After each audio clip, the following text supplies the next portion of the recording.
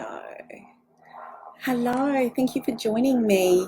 My first ever Facebook Live. So we'll see how this goes, but I think it's a really lovely way to connect and to tap in. Now, I've had lots of really great questions come in. So what I've done is I've bundled them in groups or themes really. And so we'll try and cover those. Now, I just want to make sure everything is working as it should. It seems to be.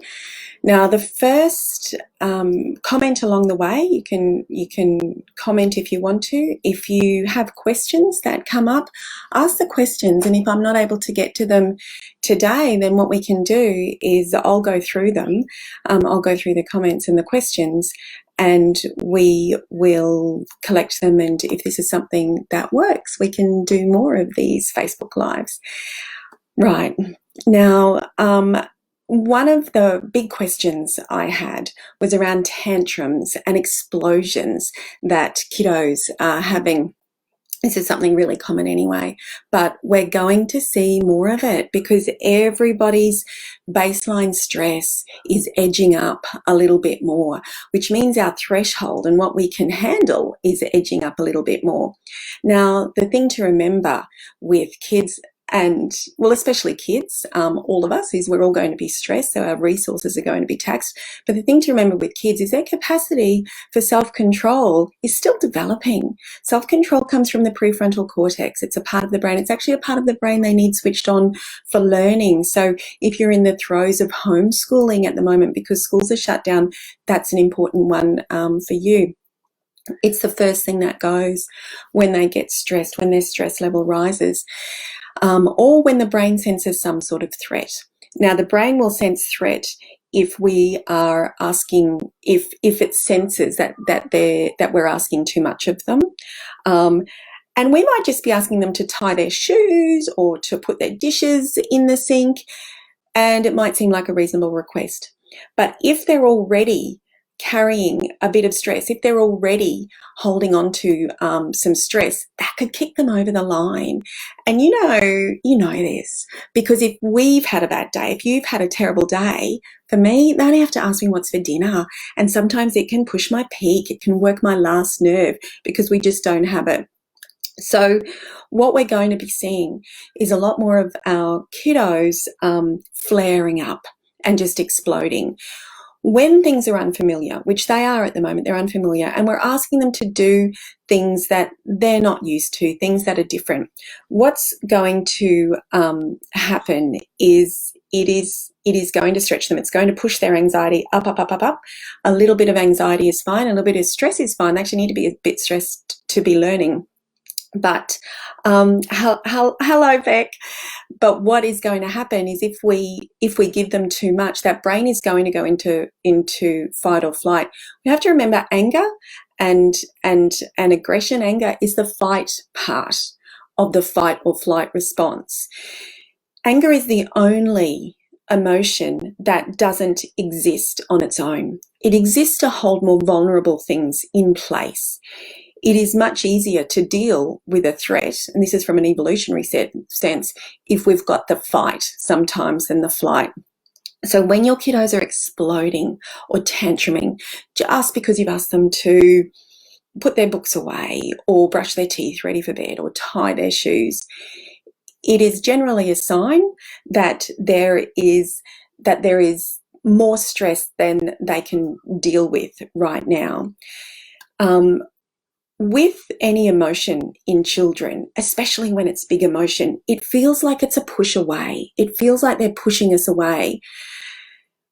All emotion from children is actually a call for us to come closer. They need us to come closer. They need us to help regulate them. It is not a sign that they aren't able to develop self-control. Young kids won't have it. That capacity for self-control doesn't come on the line until they're 7 or 8, and it will keep developing until they are well into their late 20s. We're reading a lot of research now in boys especially. It can be up to near their 30. They've got other strengths in the meantime. And it will take time. The way that self-control develops is in relationship with you, in their relationship with us. So if they are firing up, especially at the moment when we're asking them to do something, yes, we need to let them know that some behavior isn't acceptable. Absolutely. But in the midst of that, they also need to feel our strong, steady presence. One of the ways to think of this is two yeses and a no. Yes, you need to get that emotion out of it. And yes, it's okay to feel like this. No, it's not okay to throw your books across the room. No, it's not okay for you to speak like this. And come closer. I'm here. I'm here. Sometimes they won't want you to. They'll tell you to go away. If they are asking for space and it's on their terms, that's okay too. That is completely different to time out. So the way to think of this, in a sense, is we all have a baseline level of where our threshold for stress and anxiety. When we are generally stressed, which kids are at the moment, we all are at the moment, kids are, and even if they are really happy at home and playing and everything seems okay, and they might well be happy, there are things going on around them that they're aware are different. They're aware that there is something big happening in the world. That will make that baseline anxiety creep. So for all of us, if that's the baseline, and this is where we're really out of kilter and really just losing our trolleys and losing our minds, when that baseline level creeps up, there's less room. There's less that we can put on them before they hit that peak and explode. So if you think of it in that sense, now what we need to do is when they explode, the best way to help them regulate is through relationship. Think of it as a brain that has registered threat for whatever reason. And that threat might be, well, I don't have the resources to deal with what you're asking me to deal with right now. I'm tired. I'm hungry. I need some space. I need some power. I need some influence, whatever it is. They're all really valid needs. We can come in. That brain has registered threat. So if they're exploding and if they're throwing tantrums and if they're being aggressive, that's a sign that that brain, we need to come around and help that brain register safety. And we do that through relationship. I know, I can see how angry you are. I get it. I understand that. And it's not okay to hit, push, shove. Do you need my help right now? Do you want to cuddle? Do you want to hold my hand? Do you want to come for a walk with me?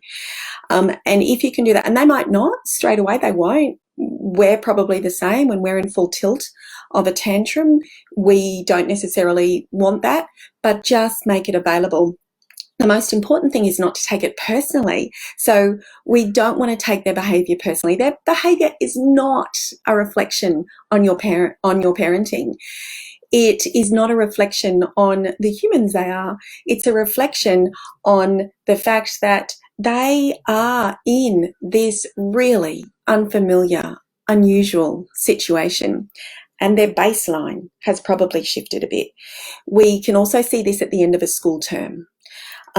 So if you have kiddos, and teens are the same, if they've been stretched all term with assignments, they're sleep deprived, they're at the end of themselves, and they find out that it's stir fry for dinner and they hate stir fry and they'll lose their minds. It's because they're already up here. Their baseline is already shifted. They can't do much more.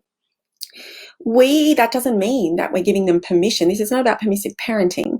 That doesn't mean that we're giving them a free pass to do whatever they want and blame their high or their low thresholds for stress or anxiety.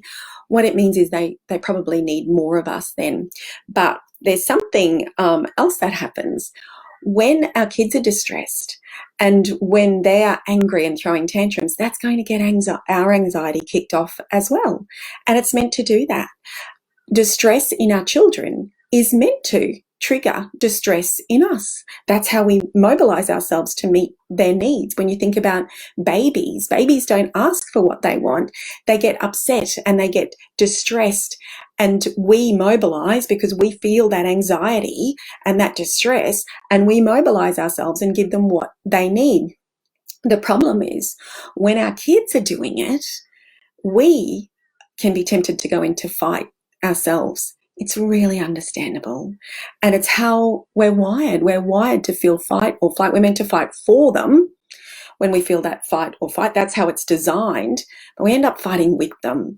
And we're going to do that because we're human. And that's okay. That doesn't make for a bad parent, doesn't make for a bad family. It can make for an unsettled one for a while, but it is just how it works.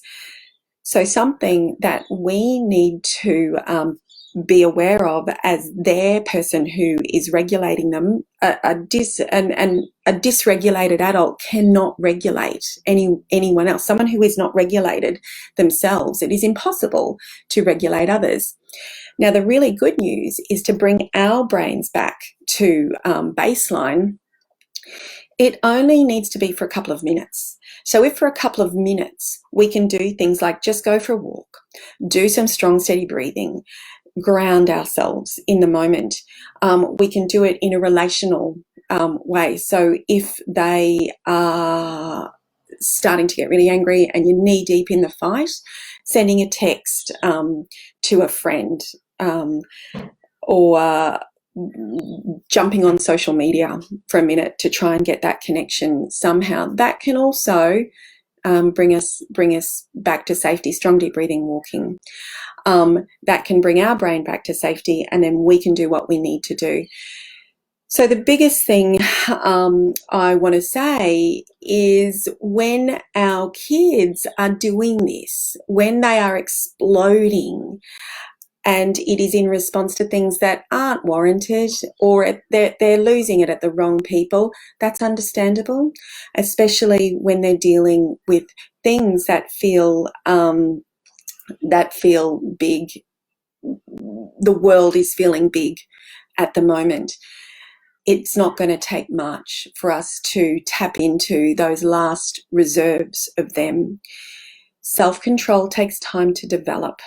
Their capacity for self-regulation, their capacity to calm it all down, even when they are on their last nerve, will come with time. It takes time, and it will come through their relationship with us.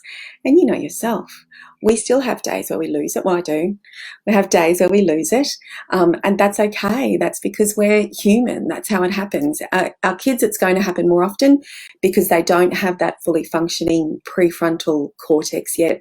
So when their resources are tapped, the emotional brain takes over, shuts down the prefrontal cortex, the thinking brain, which is actually the part of the brain that can think and plan and think of consequences and go, well, maybe I should just tie my shoes. Maybe it'll be better for everybody if I just get on and tie my shoes and not throw myself around the room like a warrior. That part of the brain just isn't there. So in the midst of that, think of it as incident management. That's all we become. We just have to, all we can do is manage the incident. There will be time to talk to them afterwards when they've calmed down a bit. But when they are in that big explosive space, all we can do is manage the incident, keep them safe from themselves, make sure other people are safe, and manage the incident and be that strong, steady presence. It's harder to do if we take it personally. So know that it's not a reflection on your parenting. You will get wired up. You'll get rolled up because that's your amygdala doing its job. But if you can take a break for 2 or 3 minutes to bring your anxiety and stress down, it gives you a greater capacity to be there for your children. And what we want to do is bring that baseline back down. Bring that stress level back to baseline. If you can, don't give them too much to deal with. So if you are homeschooling them, if you can, really try and space out the challenges that you're giving them. If you are teaching something and it is, you can feel that their anxiety is starting to peak or their stress is starting to peak, take a break. Think of it like this. It's the curve. We want to bring the curve back down. It doesn't mean that they're not up for the challenge. They're up for the challenge, but we need to do it in doses that they can manage. And that might look like doing a little bit, having a break, coming back to it, talking to them softly about it. When the incident has finished, then their thinking brains are back online. Then we can talk to them. And that's when the magic actually happens. It doesn't happen in the fight. If you've also lost it and said things you shouldn't have said, I do it all the time. That's when we say things like, I'm sorry for yelling. I wish I didn't do that. It must have been horrible for you it must have been horrible for you when I did that. I'm going to try this. I'm going to try when I start to feel myself working up, I'm going to take some space and take a couple of strong deep breaths just for 30 seconds. Is that something you think you might try? Because we're always so much better together when we're safe and when we're getting on than when we're screaming each other down. So that's just that's just a way to do it. And it's a process and it takes time, and that's okay, especially at the moment. We want to give them time for transitions. So if you know that something's coming up and you're going to need them to come down for dinner, or you're going to need them to pack something up, sit down with them, get their attention, let them feel your strong, steady, loving presence. Then you've got them on board. They're always going to be more likely to give you what you need when you are within the relation, from being within the relationship with them, not when you're calling out to them from the bottom of the stairs to come down for dinner when they're in the middle of doing something fun and they're not actually interested in dinner yet. So if we can go in and think about doing this from inside the relationship, and anything we can do from inside the relationship with them will always be much more effective, because they'll get a sense that we're here, we can see things the way they see them, we can feel what they feel, even if it's just for a minute, and they're more likely to follow us that way. It's when they feel attached to us. And we're the same. We are much more likely to be guided and taught and follow, not necessarily follow, but be guided by people we feel safe with and attached to, people who we feel are our people and who right in this very moment have our backs, are there beside us, can see what we see. I can see you're having so much fun at the moment, aren't you? I love what you've done. How about you get your shoes ready, because we need to do whatever we need to do. So that's just another thing to try. And remember, there's going to be more of these all-in squabbles, and that's okay. That's okay. That conflict, it feels awful in the moment, but it's okay. Actually, for those of you who have teens, some really interesting research is for teens, when they look at the fights that happen at home, teens are actually better with the fighting and the arguments than parents are. Generally, they take it as a sign that they can say how they feel and they don't need to hide how they feel, and that's a good thing. We want to take that opportunity to teach them a better way to do it. We'll never do it from within the fight, but it's not that those arguments and that clashing, it's not a bad thing. Every time they're doing this, it's an opportunity for us to strengthen their capacity for resilience and give and help them regulate. Every time we bring them from big tantrums, big anxiety, big anger, back to calm, we're strengthening that pathway in the brain from that capacity to go from no prefrontal cortex functionality to prefrontal cortex functionality, which is the essence of resilience and self-control. It's the capacity for the thinking brain to stay on even when the emotional brain is trying to hijack that brain and take it over. So the more we do that, the more that happens, the more we're strengthening them. It's not a reflection on your parenting, and it is certainly not a reflection on the humans that they are. Now, if you can introduce them to the idea and this will take time. Just because someone shows you how to swing a tennis racket doesn't mean you're going to go out and win Wimbledon. And it's the same for our kids. Just because we talk to them about ways to self-regulate and bring themselves back to calm doesn't mean they're going to be able to do it. They probably won't be able to do it till they're 20. And then they go through adolescence and the brain completely reorganizes and we're back to it, because it's actually the amygdala that's in charge during adolescence. So if you've got adolescents who are also losing their cool at the moment, then that makes complete sense. It makes complete sense, and they are travelling along exactly as they should be at this stage.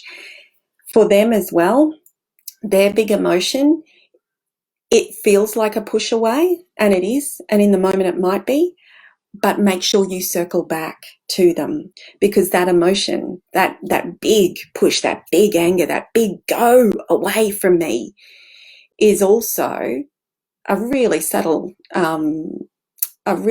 sign that they need that relational safety. They need that connection, maybe not in the moment, but circle back to them. Don't believe the hype about these angry teens who don't want their parents and don't want the connection with their parents, and especially at the moment they'll be fed up because they won't have their space, and they won't have as much autonomy. They'll be missing that contact with their friends like nothing. They'll be worried about what's going to happen, so they're going to be exploding more too, because the things that brought them back to calm during their stressful times, which was probably connection with friends, it was things like sport or all the outlets they had, they've been taken away. And so they'll do exactly the same thing. They might explode at you. It's really hard to keep your cool. But if you need to walk away for a moment, do that, but make sure you circle back, because that emotion is also a reach. It's that suggestion that for us to come closer, come to me.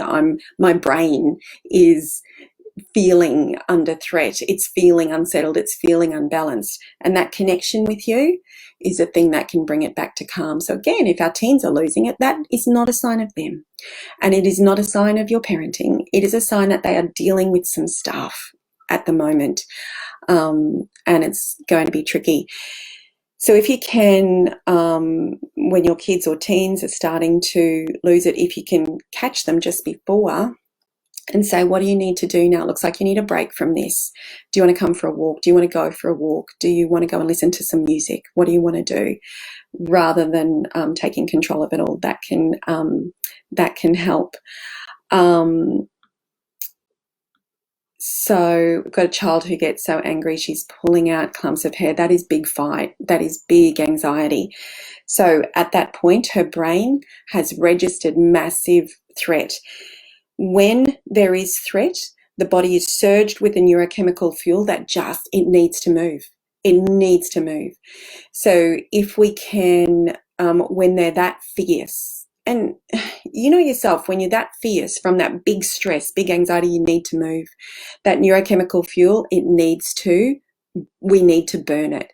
So if they can just get running, just get doing whatever they need to do to get that energy out. And if you can get them doing for 20 minutes every day, get them puffed. So we're burning that excess energy that they need to try and calm them down. Long term, we want to give them safe ways to get that emotion out of there. So for some kids, the only way they might feel better is to hit or to pull out their hair, or to say horrible things they shouldn't say. That's the fight. All of this is the fight part of anxiety. So the work doesn't happen in there. And of course, we need to draw a really strong boundary around that and go, no, it is not okay to do that. I'm not going to let you hit me. I'm not going to let you pull out your hair. And if you need to hold them or gently, whatever you need, it's about safety. In the moment, it's about safety. But also lovingly. So we can, if you can be, and it's really hard, and I want to say this, it is so hard to be loving and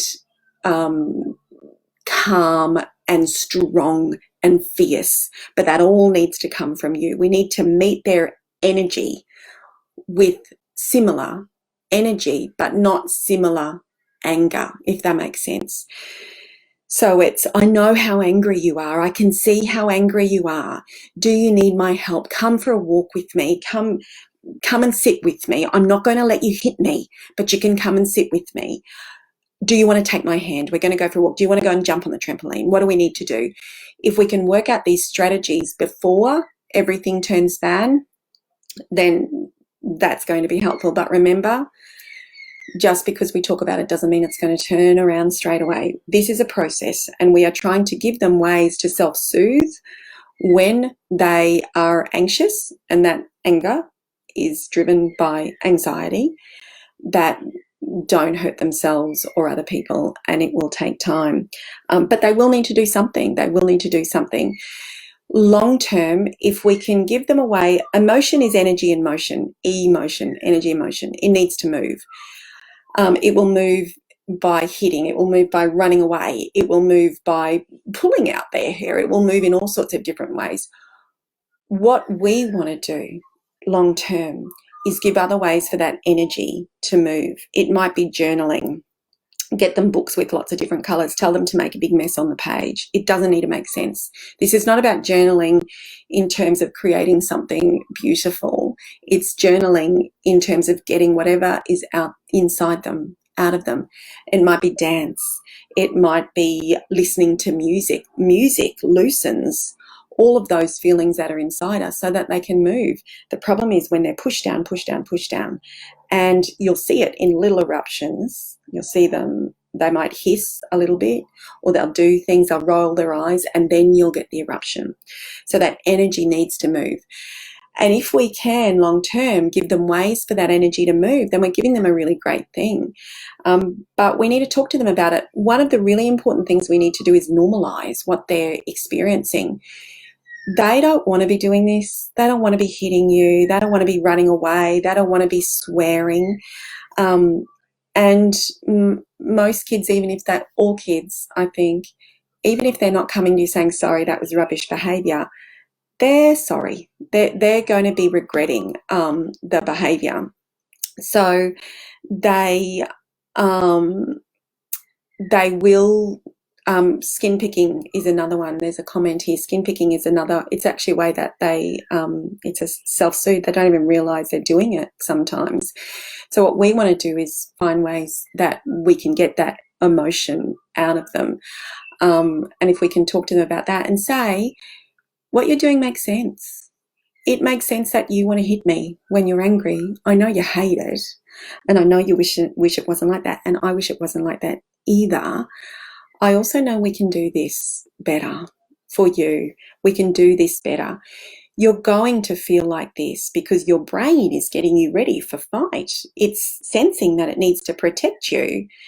And that might not make sense if it's just protecting you from tying your shoes, but that's not what your brain is. That's not where your brain is. Where your brain is, well, there's just more stuff that I need to do that I can't do. And I'm going to load you up with this neurochemical juice so you can fight these people who are asking too much of you right now. And that's what's happening in the brain. We don't always have access to it, but that's what it's like. And so we need to normalize it. We don't want there to be shame, because shame will make anxiety worse. We want them to modify their behaviour because of something intrinsic in them, and also because we've started to give them strategies for how to do that. We've actually made it safe for them to talk. Talking is a way that gets the emotion out of there. It strengthens the connection between the right brain, which is really the emotional brain, and the left language. We want that connection. So talking, writing, all of that long term is really effective for helping that emotion, helping them find a way to self-regulate. Mindfulness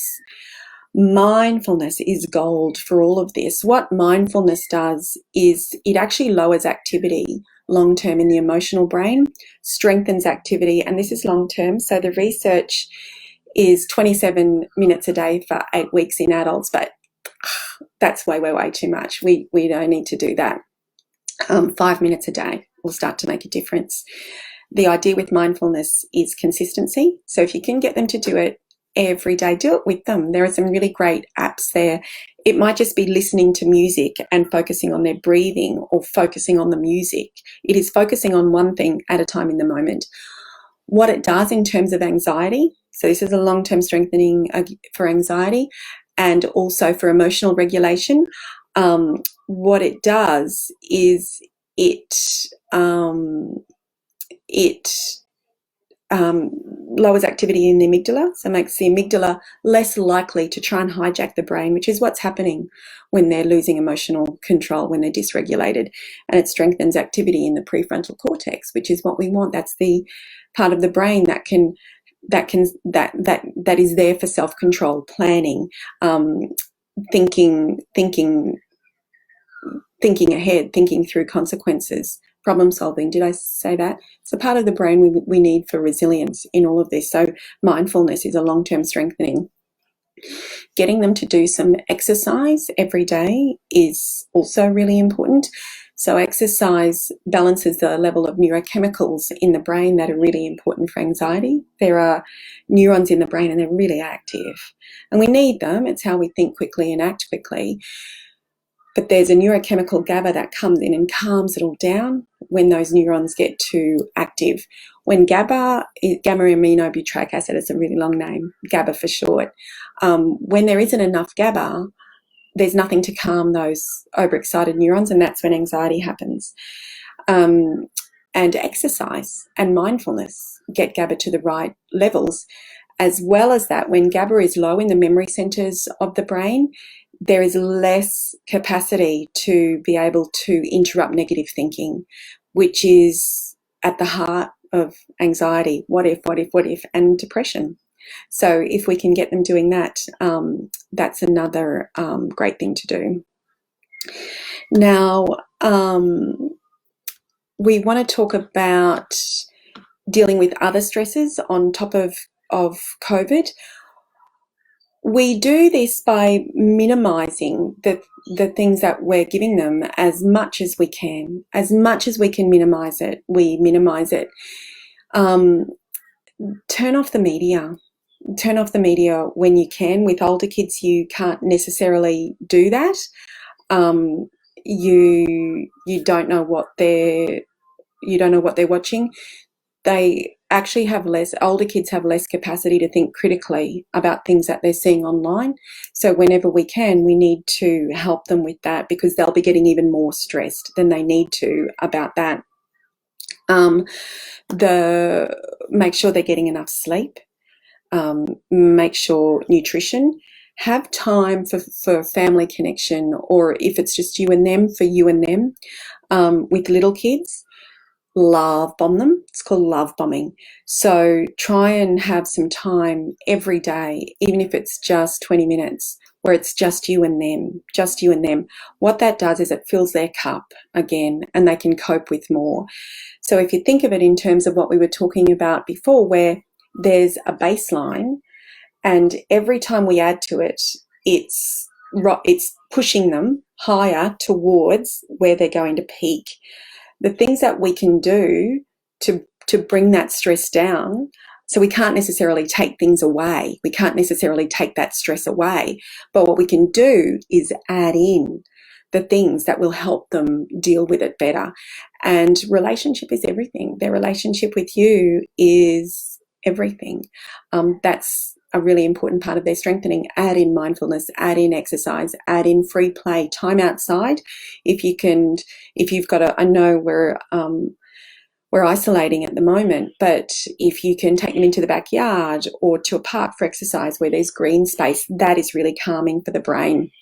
Remembering too that a therapeutic dose to help bring back to baseline only has to be for a couple of minutes. So if during the day you can have those interactions which are really loving and nurturing, stop and do strong deep breathing together, it won't take the stress away, but it will increase their capacity to deal with it. It will lower that level of stress and take them further away from that peak point. But remember, we need to recharge too, because whenever we are with people who who are depleted, it's going to deplete us. There is a conduit, and it's going, those emotional resources are moving backwards and forwards. When we're giving it all one way, we need to get it in from something else. So I know we talk about self-care, but it's so important because it is giving us what we need to be able to give the people in our lives what they need, and a big part of that is us.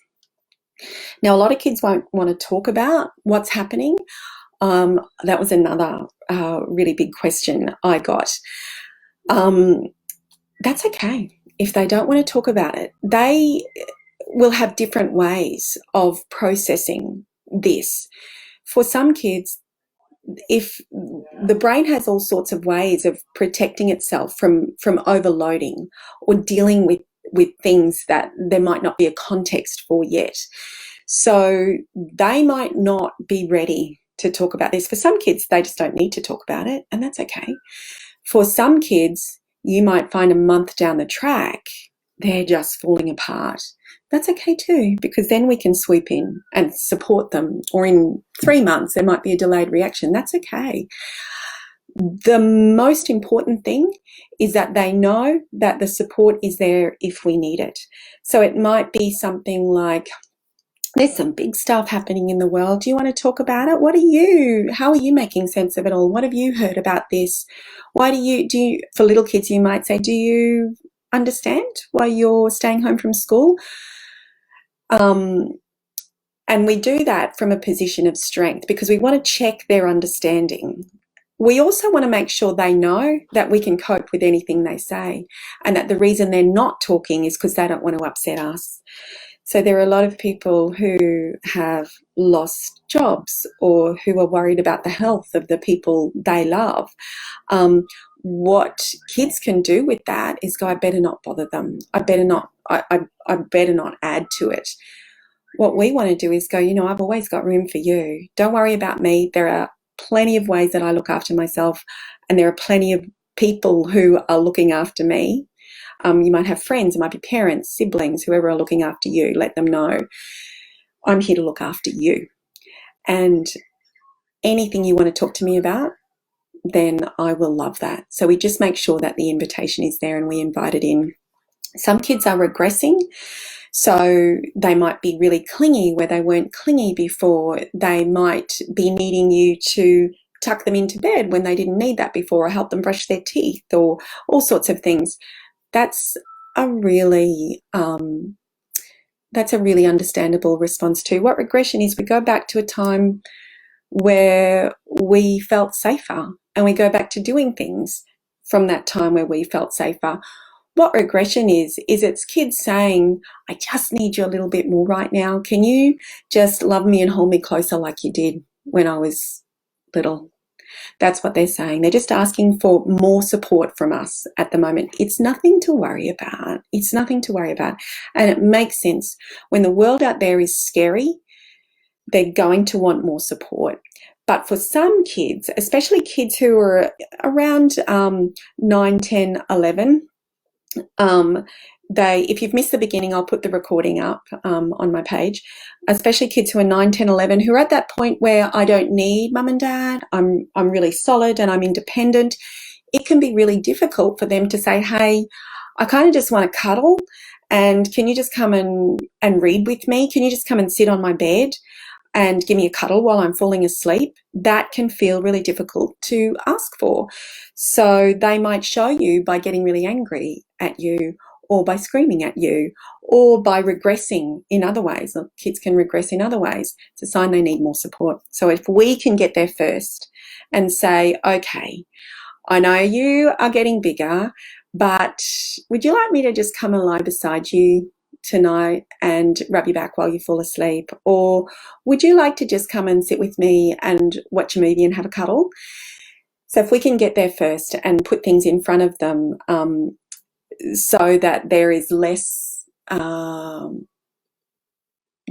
take out that awkwardness they might feel about asking. And even if you've had a really loving, open relationship and they're really okay to ask for what they want, and they know you'll give them whatever they want.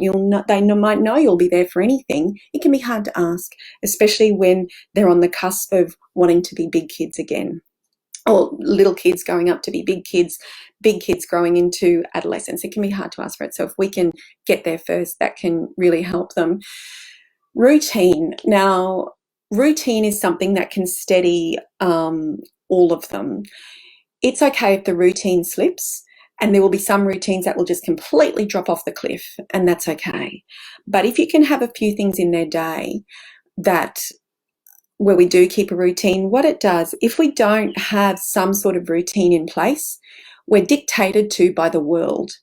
And that at the moment isn't safe, because we just don't know what's happening. So we can be in a bit of a flux, especially when everything is different to how it was. So it might be things like we eat breakfast at the same time and we still do it as a family. Or if, like my family, everybody's up and doing things at different time, my kids are bigger, we have dinner together. And you might have lives where it's difficult to connect at dinner every night because everybody's doing their own thing. That's okay too if you can do it a few nights a week. But then maybe every day you have that half an hour after dinner with them, or so bedtimes might be slipping, and that's okay.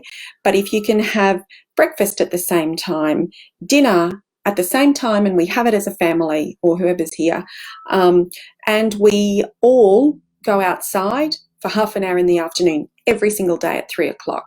So if you can build into our days, which are so different to how we ever thought our days would look for a lot of us, if you can build those routines in, there is safety in there. The brain feels safe when it can predict.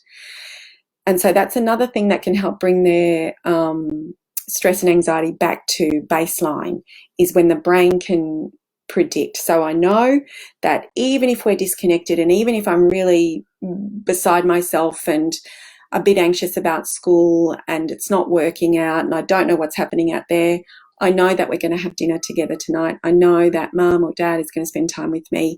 I know we're going to have breakfast at the same time every day. There's some stability in there. I can see a question there around, and I do want to address this one. I can see a question there around kids interpreting things as angry. That's really normal for adolescents, really normal. And remembering adolescence now can start from 9, 10, 11, 12.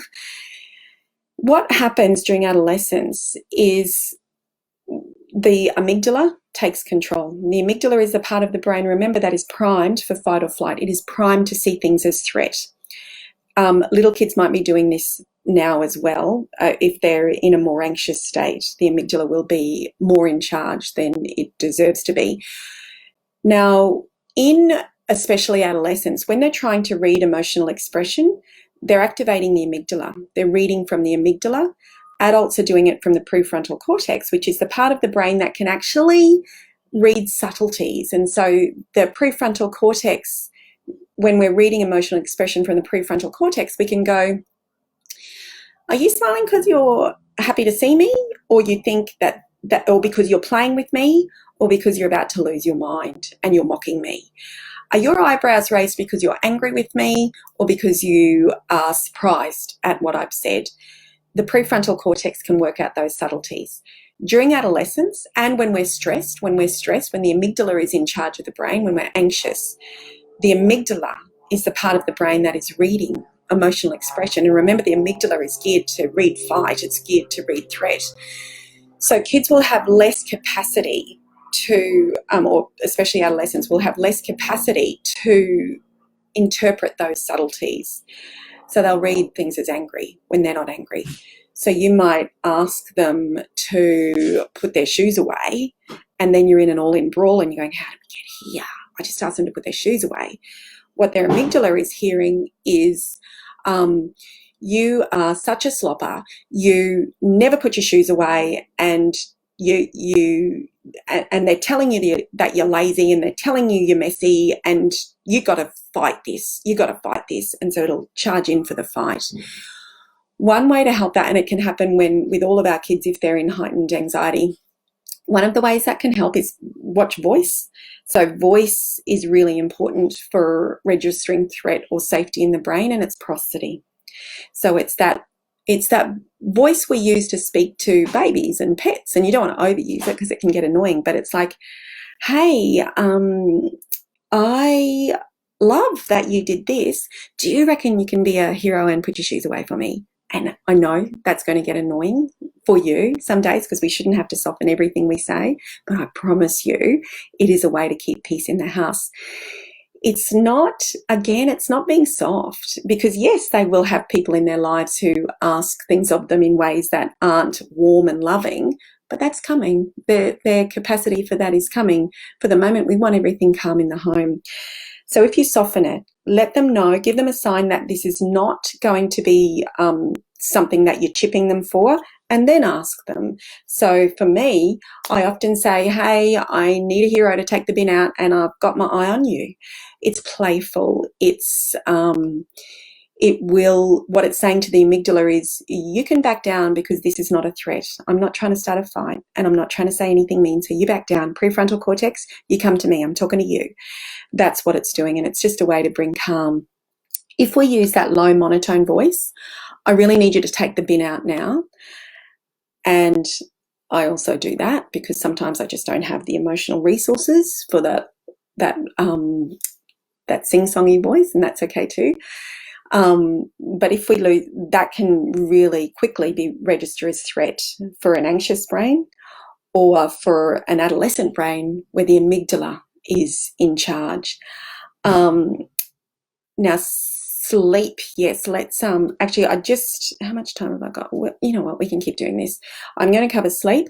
I want to cover a question here. How do we stay strong for our kids and role model when we're feeling a bit anxious? It's okay if they see some of your anxiety. It's actually can be really strengthening for them to see that you feel like this, and you feel safe as well. So what we need to do is, what it can role model is this moving of emotion and communicating of emotion. It's communicating that we can feel two things at once. We can feel anxious and certain that we're going to be safe. So uncertain about what next month looks like, but certain we're going to get through it. We can feel angry about what's happening, and we can find it to be calm enough. So it's that capacity to feel two things at once. So with our kids, we might say things like, yeah, there's some big stuff happening and I don't know what next month is looking like. And sometimes I do wake up anxious about it. I worry about it. But, then for me, it's actually walking. I go for a walk. So I actually do say to my kids, when I go for a walk, I always feel much better because I actually know in my heart we're all going to get through this, and I know there'll be an end to this, and I know we're going to get through this. I actually find if I walk, that helps. And we all have our thing. So it's role modeling how we deal with our own anxiety. If it's a conversation, we can say, yeah, I worry too. And sometimes I feel really angry because we're all in each other's spaces and I just feel like I need some space sometimes. But I'm just really grateful that at least we can be here with each other. So it's that dual emotion. And it's okay for you to feel anxious, and it's okay for you to feel angry or pent up or annoyed, and we can talk about so that honesty. But it has to come from strength. So it has to come from, and I've got this. I feel like this, and I've got this. And what we're doing is opening up the way for them to feel wobbly and talk about it, because we know just because you're anxious or sad or angry or scared doesn't mean there's something wrong with you. It just means that there's things happening at the moment which are fueling that, and that's okay. And what can we do about it? Well, here's what I do about it. There's a few things you can try. And it's just a way to get through. When we're feeling really angry, there's a thing, it's called open hands. So you can't see, I'm going to hop up. So when you stand like that, I don't know why it works, but it just works. If when you're getting angry, so you're standing up with open hands, it just seems to soften. I don't know why it works, but for me, if I'm standing there and I'm about to lose my mind, because whatever is happening in front of me, if I can catch myself in time and stand there with open hands, take some strong, steady breaths, it calms me enough to stay connected most of the times. That's just a strategy for you. It might not be one that your kids will buy into, but that's something for you. Now, sleep. I want to cover sleep. Sleep is when anxiety is going to come out because there's nothing else to occupy the brain, and the amygdala is going to play. Now, what happens if there's been anxiety for a while at bedtime? That association between bedtime and feeling anxious will be really strong. So what we need to do is rework the association between bedtime and calm. Now, this, again, it isn't going to change overnight because there is a strong pathway in the brain. So what we're doing is quite literally working on rewiring the brain to associate bedtime with calm. And this is for any of us. If you're used to working on your laptop in bed, it will be really hard probably to just go to bed and fall into a really relaxed state because your brain is ready to work. Where's the phone? Where's the laptop? So it's all about association. So what we want to do is rework that association between bedtime and calm.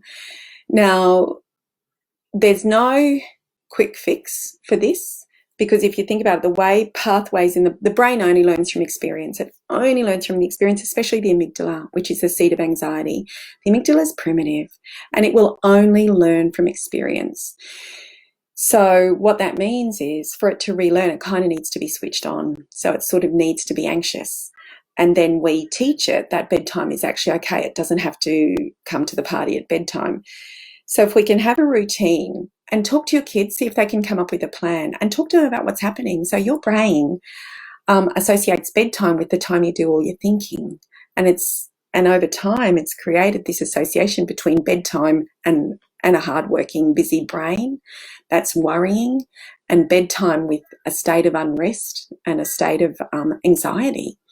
And what we need to do is rewire that, build another pathway. And the way we build another pathway is experience. Every time you do something, the neurons that are connected to that action or that thought start to connect and they start to form a really strong pathway. But that takes time. It takes time.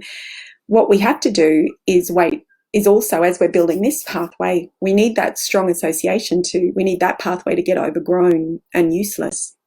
So it's going to take time. I think it's important to explain that to kids because they'll go, well, it's just not working. I've been doing this routine for a week now and it's just not working. And we go, yeah, because we are building a new pathway in your brain and that's going to take time. As well as that, when you're building new behaviour, there's an enormous pull to what is familiar. So if your child or teen, if their brain is used to being anxious at bedtime and worrying at bedtime, that's actually what their brain will want to do. So when they go to bed, their brain will be pulling them back to that. So it's almost like just letting it be. Understand that that's going to happen for a while, and it doesn't mean it's going to happen forever. So what we are going to do in the face of that is build a bedtime routine associated with calm. If it works for your routine, a warm bath or shower before bed. Warmth will calm the limbic system and help them to feel safe and relaxed. Mindfulness before bed for 10 minutes if they can listen to an app. One that this sends me to sleep is breath counting. So if they can just lie there, because what we're doing is we're bringing in breathing, which is we want them to practice breathing for when they're feeling anxious. We're setting up that pathway as well, but it's also an act of mindfulness. Whenever they're focused on breath, it's an act of mindfulness, and it's impossible to focus on breath and think about the future. And anxiety is always future thinking. So when your brain is in the present, it's impossible to be anxious because we're not focusing on the what if. So breath counting is breathing in count 1 to yourself, breathe out, count 1 to yourself. So it's in, out. They might put their hand on their heart while they do it. That can help with the release of oxytocin, which can help register safety in the brain. And what they do is they count. So in count 1, out count 1, in count 2, out count 2. I couldn't get past 4 or 5 without my brain going into the future. And then you come back. When you realize you've drifted, you come back. The reason that I like this is because get them to do it, and they might not buy in, but just say, okay, try this for 2 or 3 weeks. The longer, the better. Try this for 2 or 3 weeks. Take note of how far you can get the first time you do this and see how far you can get eventually. And that improvement is a sign of your strengthening and your capacity to bring your brain back to the moment, and to calm things down. With little kids, something you can try is to get a toy which is that looks like that is like an animal or something that is alive, but not alive because it's a toy, and have it snuggle in close to them. So even that is comforting when they're cuddling something. And just say to them, okay, so I need you to help this, say if it's a puppy, a toy puppy, to help this puppy fall asleep, but you need to be really still and really quiet. Snuggle it in, take strong, steady breaths, because as you do that, that puppy's going to feel really safe and relaxed, and it's going to be able to fall asleep, but you need to be very still while you do it, and get them to do that and focus on their breathing and stillness. I had another progressive muscle relaxation is another really good one to do before bed.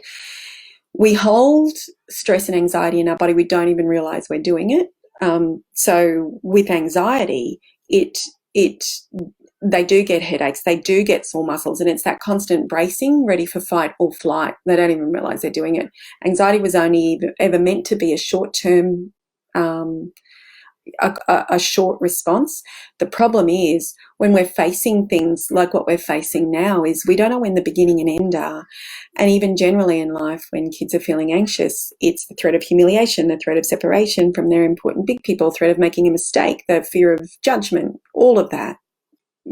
Those psychological threats. There's no beginning, there's no end.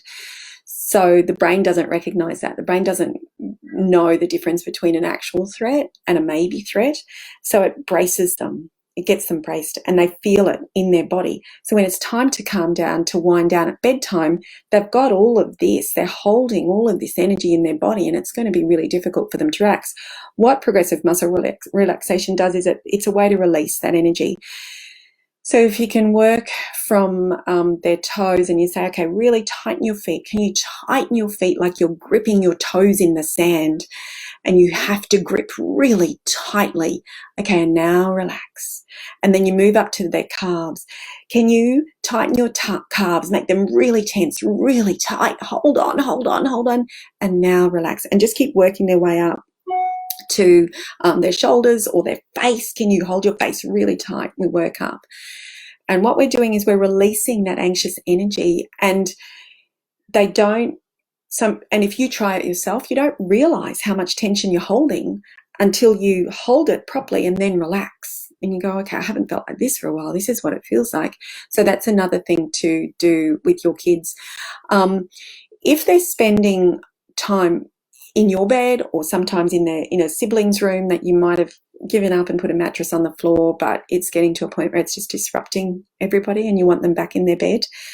A way to do that is to flip it and think of it as going slow to get there quicker. So what we do is we say, okay, spend 5 minutes in your bed, and then you can come into your sister's room or your brother's room or our room, and keep doing that. Then you move up to 10 minutes. So by the end of the week, you might be at 10 minutes or maybe 8 minutes or something like that. And then you can come in 15 minutes, and then you can come in. So you're stepping. You might have to spend a week or two on every step. If you go from 5 minutes to 10 minutes and it's a terrible mess, then you just reduce the distance, but don't go back to 5. So you might go to 6 minutes or 7 minutes. Say to them, okay, so what can you do? I understand you can't do 10 minutes in your bed, so what can you do? And you go with that.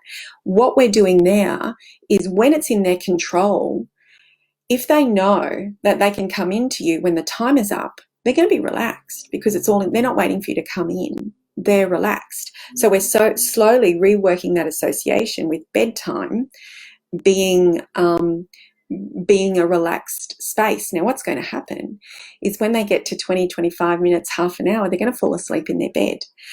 And they might wake up in the middle of the night, they might wake up in the morning, and you'll go, look at what you did. You spent the whole night in your bed. Look at you. You haven't done that for ages. And they might go, yes, but I'm not doing it again because that was terrible. I'm not doing it again. And you go, well, that's okay. You don't have to do it again, but let's do 25 minutes again tonight. And then you can come back in. And it might take time, but we're slowly reworking that association. And they will get to a point where they're just falling asleep because they're fine with it. The step before doing that is I'll come in and check on you. So you stay there for 5 minutes and I'll come in and check on you. We take it over. We take over the worry for them, and then they can fall asleep. Sometimes they're just going to need a longer cuddle, especially when everything is feeling scary, when things are uncertain. So when they know that everyone's at home and everyone's not usually at home and they don't have school and they don't have the normal things that help bring them back to that baseline, that help calm them, then they're going to feel more anxious. And so they might just need more of their relationship with you, their connection with you at bedtime. That's okay. If it's something that works for your family, and it doesn't always, especially if you've got lots of little kids, you can't spend necessarily ages in one child's bed because the others are going to be lining up. But there's just a few ways. That's just a few ways to do it. I'll come back in 5 minutes and then you work up, and then by next week you might be going, I'll come back in 7 minutes and give you a cuddle, and then I'll go again. So we're just slowly expanding the space between when they're with you and when they're not with you. The other thing to do is focus on the morning. So if they're worried about being away from you at nighttime, especially when they're hearing about people dying and becoming sick, that might be something else that happens to them at bedtime. We bridge the gap by focusing on the morning. So you might say, okay, so you can pick 2 stories now, and then pick one that we're going to read together in the morning when you wake up, and that gives them something to focus on. It's kind of it's a link to you during bedtime, and then we'll read it together, and then we'll be able to start our day, and we'll go down and have breakfast, and we move that way. Now, just quickly, I'm actually going to do a lot of work about getting kids back to school, because that is something it's going to be an issue, and it's going to be an issue for kids who had trouble getting to school. It's going to be an issue for a lot of kids who have been okay going back to school, but this is going to throw things up for them. It was a jarring coming into social distancing. It's going to be a jarring when we go back out, and that is understandable, and that's to be expected. So I'm going to cover that. I'm going to cover how to get kids back to school and how to get kids back to real life. I did get a question about only children, and how do we support them through. Now, the thing about it is, if only kids are happy, if children aren't there with siblings, that they're not at all at a disadvantage, because they've still got you and they've still got the things that they do. If you've got siblings, you're probably aware that they might be squabbling more and screaming at each other more. And one way to look at that is they're getting opportunities to learn conflict resolution and mediation and negotiation. But kids without siblings can learn that as well. They learn everything through relationship, whether it's relationship with siblings or friends or you, they're still learning. So if your children, and you just have one child at home and they seem happy and they're getting on with it, that is absolutely, totally okay. That's okay. If you can have them FaceTime other connections, maybe grandparents, aunts, uncles, friends, that just brings that connection into their life. But as long as they are able to connect with you at some point during the day, then that's not going to hurt them. We don't have to entertain our kids all day, and we don't have to make sure they're entertained all day. There'll be younger kids with much, much, much, much older siblings who might have learnt that it's best if they just keep their distance. That's okay too. That doesn't mean that they're going to be like that for the rest of their lives. But if we can have those points of connection in the day, if you're working from home, it can be really difficult if you feel like you have to keep them busy and entertained. You don't have to keep them busy and entertained. Boredom will spark creativity, and it will spark learning. If you can have that time at the end of the day where you can guarantee they're going to have time with you, whether it's 15 minutes, half an hour, then that's what they need. As well as that, don't underestimate the value of connections that you're making that are 2 or 3 minutes long during the day. They're getting that strengthening of how to talk to people. How do I ask for things? How do I deal with things when they don't go my way? They're getting that anyway, and that's okay. If you have siblings, if you can have them set up space, if you can have them, and I know it's not always easy, but it's going to be especially useful, I think, and important if we can find a way for each of them to have their own space when they can. If they're fighting over things with siblings, we're best to stay apart. We're best to stay out of it as much as we can for as long as we can. Now, the way I think of it is, think of the values that you want to teach. It's probably going to be kindness and respect are going to be up there. So you don't invest in the story of whatever's going on. So if they're fighting over who gets the yellow plate, the story doesn't matter, because they're both going to have their own version and they're both going to be a bit true. Get involved when one of the values is breached. So when someone is unkind, when someone says something they shouldn't say, and it feels like one is starting to dominate in ways that they shouldn't. And then the response is to that behavior.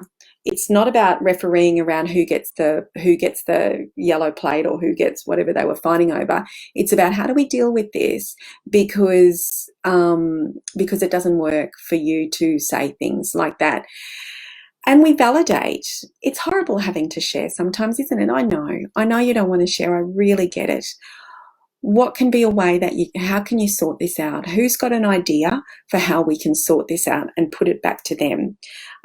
While by now you've dealt with that, it's not okay to hit, it's not okay to do this. And remember, you can't do that in the middle of the mess. You have to wait till everybody's calmed down before you teach them anything. If it is a situation where the fight is ongoing and it's a mess and no one is surrendering the right to the yellow plate, then you take the yellow plate, not as a punishment. It is not about a punishment and a consequence, but it's about it just, I can see that we're not going to be able to solve this problem right now. So I'm going to take the yellow plate and we can talk about it. We can talk about it later. So right now there are no yellow plates, and that's okay. And we'll talk about later how we can deal with this.